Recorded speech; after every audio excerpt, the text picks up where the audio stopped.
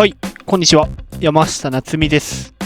6月27日の夕方の映像となります。予報外にサイズが下がっていってた時の夕方ですね。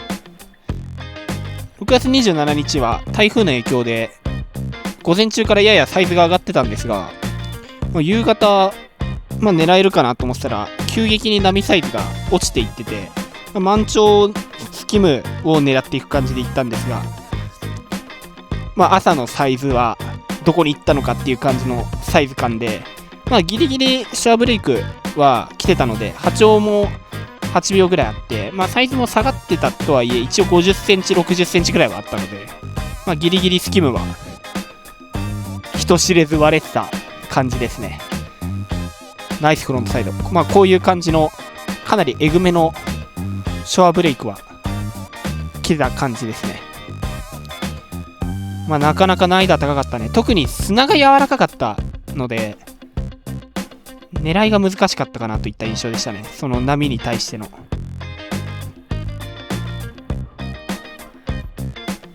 ただなかなかこのショアブレイクはね、めったに来ない感じのパワーを持ったショアブレイクだったので、かなりいい練習にはなったかなっていった感じでしたね。これとかよく耐えましたね、今のフロントサイド。ほぼ間に合ってないように見えたけど、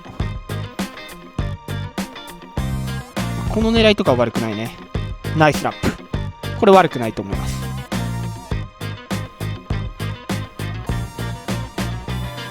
これとかもちょっと張ってくるのが最後の方になるけど、なんとかだね。もう一声張ってくるかなと思ったけど、これとか危ないですね。そう、足やられてますね、砂に埋まって。これちょっとね、雫がついちゃってるから分かりづらいけど、かなり綺麗なラップしてますね。インサイド軌道修正リッピングかな。かなり雨も強かったっていうのもあって、波を見つけるのが難しかった。見えづらいというかっていうのもあったかな。波長が長いっていうのもあったと思う。そこにはかなり波サイズが下がったとはいえ、サーフィンが難しいってだけだって、スキムにはなかなか難易度の高いいいショアブレイクが来てましたね。しっかり左右乗りつつ、これとかフロントラップかな。いい狙いだね。かぶりきれなかったけどいい狙いだったと思います。今のはギャップうまく越えてライナー側、この辺はちょっと波が分かってきた、取り方が分かってきたあたりかな。少しだけライブでもリアルタイムでちょっと分かってきたっていう風に喋ってたあたりで、このあたりはそう、これもナイスラップだね。もうちょい綺麗に被りたい感じではあったけど、キレが違うね、さっきよりも明らかにいい感じに。これえぐいね。これ間に合わせたかったね。かなりサイズあったんですけど惜しい。これとかはかなり良さげな位置だね。いいレールの入り方。そうだね、ナイスラップ。これライナーかなって思ったんだけど、やった直後はこうやって見てみるとやっぱライナーがかなりブレイク早かったから、これはラップの判断で正解だったね。このうまいターンナイスだね。かなりいいと思う。今のもレールの入り方がかなり綺麗。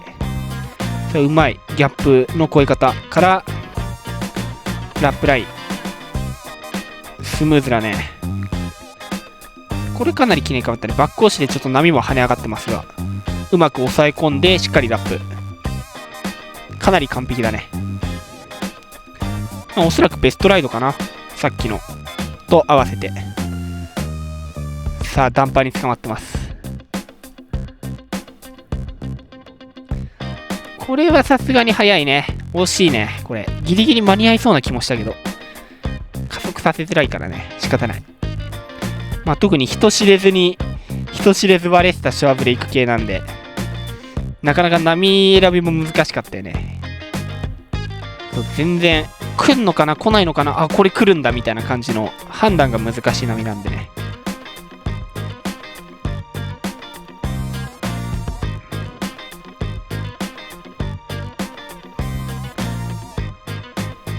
これはどうだろう。テイクオフサイドウェイの伸びがいいね。バックコッシュ乗ってたっぽいけど、波がちっちゃかったかな。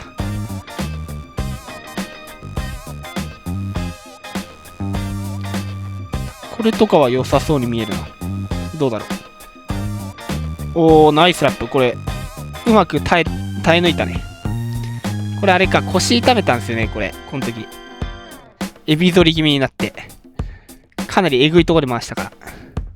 さあ、このラップも悪くないね。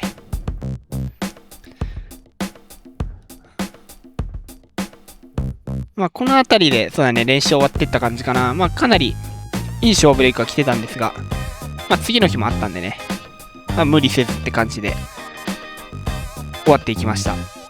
まあ、かなり、ちょっと期待してた感じとは違ったんですけども、まあ、人知れずこういう波が来てたので、まあ、無人だったっていうのもあって、かなりいい練習はできたんじゃないかなと思います。